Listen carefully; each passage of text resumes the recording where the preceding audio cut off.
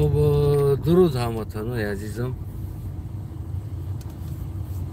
امیدوارم که یکی شما خوب صحت سلامت و سربلند باشین.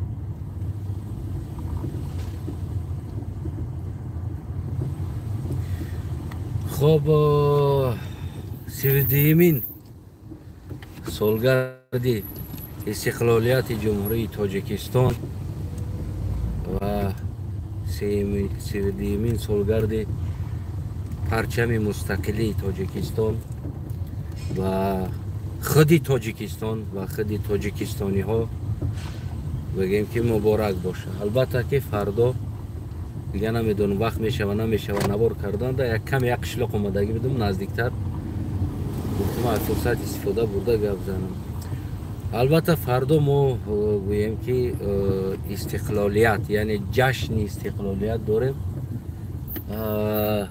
البته بعضی انسان ها استقلالیت قبول ندارن، بعضی انسان ها بگیم هر یک انسان فکر نظر خودش داره.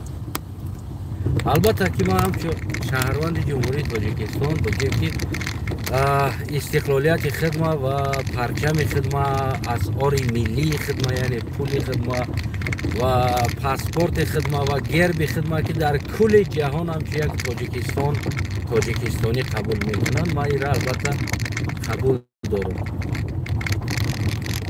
بعضی تفکر انسان ها هستند که وقت شده با باشون لطچه برداشته برامدگی بود بگیم و امروز میگن که زیر روز بدن ما استقلالیت ما بود، یعنی که تفکر خودش داره که البته ما نه همه صاحب استقلالیت پرا آوردگی هستیم، از خودمون است، هرچی هست نیست گوییم که از خودمون است، یعنی ما از میگن که با همون بلبل خودت حامله دار که میگه که ذاتو از خودم است، از کسی دیگر نیست. گندم باشه، بادم باشه، هر چی باشه، یعنی در هر حالتی که ما اومدیم امروز زدیم، این عیب استقلالیت نیست، این عیب مفکوره خودمون است، این عیب تفکر خودمون است، این عیب بیعقلی خودمون است، این عیب هر طرف کشیدن خودی مردم است. این عیب استقلالیت نیست. البته ما استقلالیت داریم و بگیم گرچند که اگر مثال ما از خطاگی خودمون گرفته ببرویم، اگر ما استقلالیت نگفته ریدیم پرتفتیم، لیکن با تمامی همین ریدگی خودمون، خودی مردم، خلق فرق نداره، حکومتی خلق است و یک آدم اجازه داده موندن که بگی گفتی هم گپو چی خیلی معقول تای کدام میگی، یعنی عیب خلق است، عیب خودی مردم است. در اینجا دیگه بگیم که یگون من نمیفهمم دعوا از یک ملت کردن، دعوا از یک نوید کردن، بخی باور کنین یا بعضی انسان ها قبول نداریم، ما استقلالیت نداریم. ببینیم برادرای عزیز، نشانه های استقلالیت خودمونه این یگان گرم نه لسیدن نه طرف گرفتن است، این طرف وطن است، تمام، نه امام علی نه دیگر کس. پرچم ملی داره، دنیا قبول داره، در صف پرچم های دیگر پرچم ما صف میکشه، همچون تاجیکستان این خودش استقلالیت ما است. اسعار ملی داره، ما اسعار ملی یعنی پول سومانی قبول میکنن، دلار هم علیش میکنیم، یوان هم علیش میکنیم. این نشانه بگیم که استقلالیت ما است. میفهمی نمیرم؟ خیلی که بعضی چیزایی هست که الفابیتای ما مثال گیریم بجای خود برنگشته است. این چیزی نیست که استقلالیت بگیم که لغمانی خدا رحمتی محمد باشه یا شبریده خدا رحمتی محمد باشه چقدر بالوش بریزی بود دیگه همین هاپشو بکشی دیگه این قدیگه پودینه مدینه رو ریزن در بالوش گشتی چون برو با بزنی. این یگان آشی توپه نیست استقلالیت. البته مشکلی ها داره، البته زحمت ها داره و امروزه تلاش ما هم همونه هست که بعضی چیزای ما داریم متاسفانه بر وقت ما استقلالیت او چیزامون میگرفتیم، لیکن بگیم که از خطاگی امام علی رحمان، از خطاگی حکومت دارای ما که امروز در سر حکومت هستن، ما در اون چیزا نایل نشیدیم. امروز مبارزه ما چی است؟ ضد همی است. یعنی که مبارزه ما نه ضد وطن است، شخصا از من گارانتی خدمت میتونم میگم هر که گارانتی خدمت میتونم. ما نه ضد استقلالیت تاجیکستان هستیم، ما نه ضد من شخصا نه ضد مردم تاجیکستان هستم. من ضد آنی هستم که مثال استقلالیت ما استقلالیت اولادی شی پرابلم در اینجا است. استقلالیت ما استقلالیت یعنی اولاد استقلالیت غصب کرد گرفت، گویا که اساسگذارش یک آدم است، صلح و وحدتش یک آدم است، گویا که دیگه موندگی 10 میلیون تاجیک گوسفندند، دیگه هیچ کار نکردن. باور کنین در این استقلالیت هر یک تاجیکستانی که بود سهم داره. یعنی این از شما، از ما و شما است. هر یک تاجیکستانی در این صلح و وحدت هر یک تاجیکستانی سهم خودش در این وحدت صلح داره. یگان گرم از یک آدم شیده نمیتونه.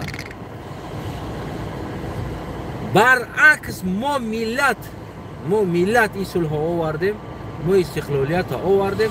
سبب چی؟ سبب ببینید ما 30 ساله ها میشوه روسیه در مردی کاری کردیم و وزمینی به دولت خود نیاوردیم. گفتیم که ولی بس همی قومت شروز کنه که کسافت هم را رید پرتافیه بوده در جای قومت روز کردن.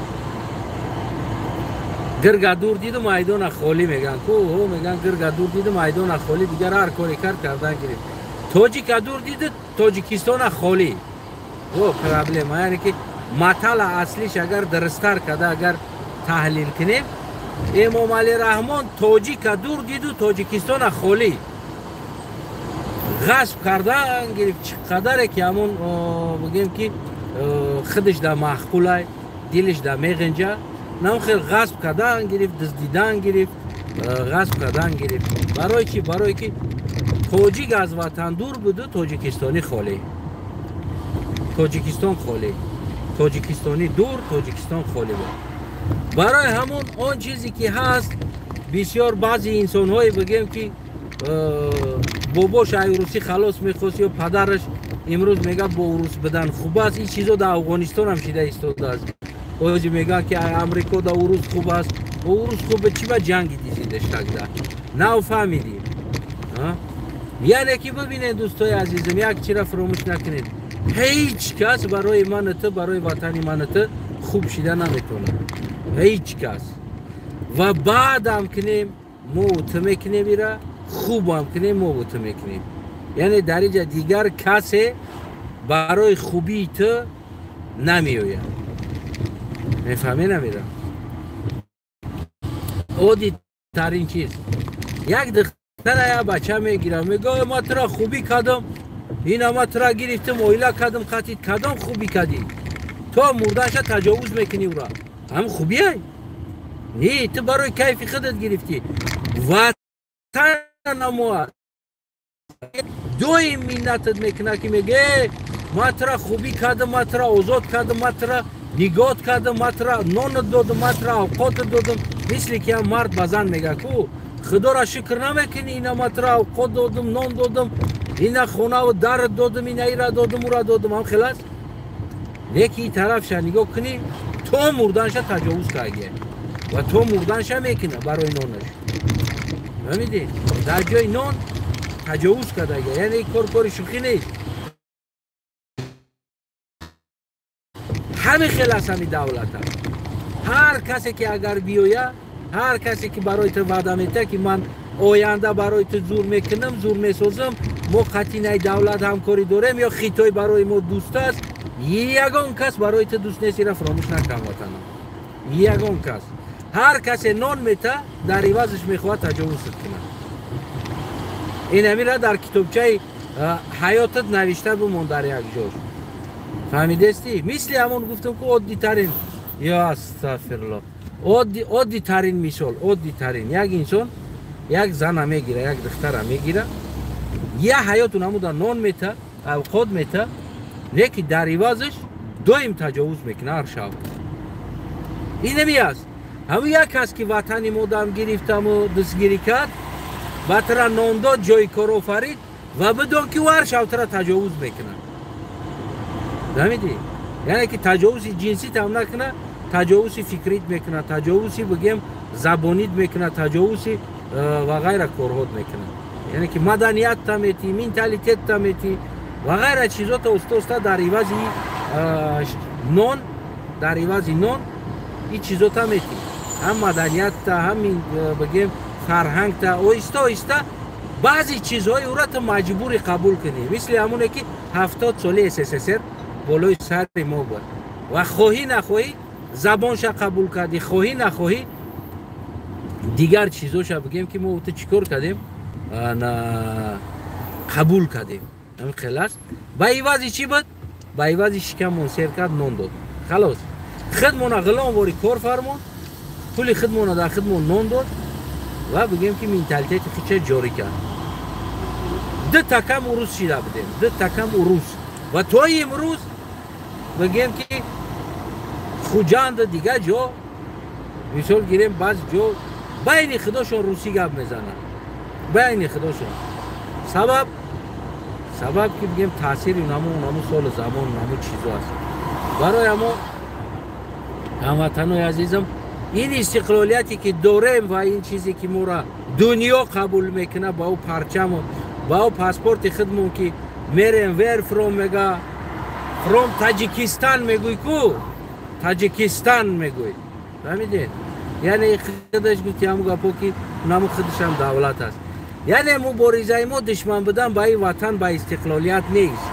مبارزه من یعنی همین استقلالیتی که داریم همین استقلالیت غصب کردن همین استقلالیت تجاوز کردن همین استقلالیت با منفعت عائله استفاده بودن ما زید این چیزها مبارزه میبریم میفهمین امیرا اگر که بگین که رحمانوف را آورده است همتون اشتباه میکنید همه اشتباه میکنید چی بر رحمانوف این از قطعی صلح کردن اتونسته ایستاده است برای چی برای که من نخواسته ایستادم میفهمین امیرا رحمان بخواه من نمیخوام صلح نشده ایستاده است کو نمیخواه کو صلح همین خلاص یعنی که ما ملت صلح کردیم رحمانوف نه رحمانوف اساسگذار صلح نیست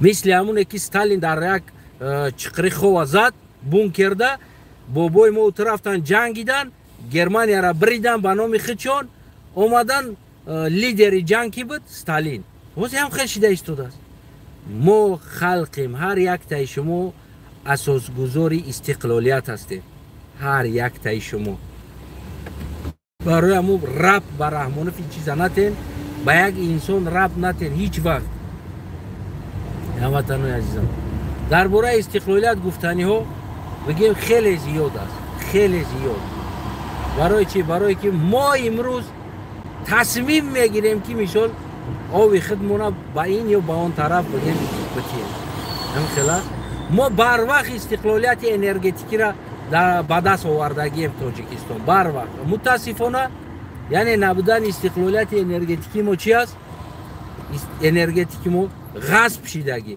ما از همه استقلالیت گرفتگیم یک استقلالیت دیگه مونده است نمی استقلالیت از دست رحمانوف بگیریم تمام ما واقعی استقلالیت ما بگیم که پره میشود میفهمید ما از همه از روس هم استقلالیت گرفتیم از دیگر طرف هم استقلالیت گرفتیم از همه جای استقلالیت گرفتگی هستیم فقط از رحمانوف نمی 30 سال میشود استقلالیت گرفتن نتونسته استیم یک حرکت دیگر یک استقلالیت دیگر هم از رحمانوف بگیریم یعنی دیگر گفتی همون گفت عالم گلستان میشه ما همه چی را داریم و میتونیم خودمون باور کنیم ما هم اروپا را میبینیم رکلام ها میکنن توریست ها میوین نمیدونن گدا و بگیم گوناگون همون چیزهایی که ما میبینیم با خدا قسم تمام اروپا را 28 دولت اگر تمام زیباییش جمع که اگر یه زیبایی بدخشانی ما ببروی کو در توریست اگر بری یک شرایط باشه یک بدخشانی ما ببروی در روی مطوف کرد تمام جمع کرد تمام شد.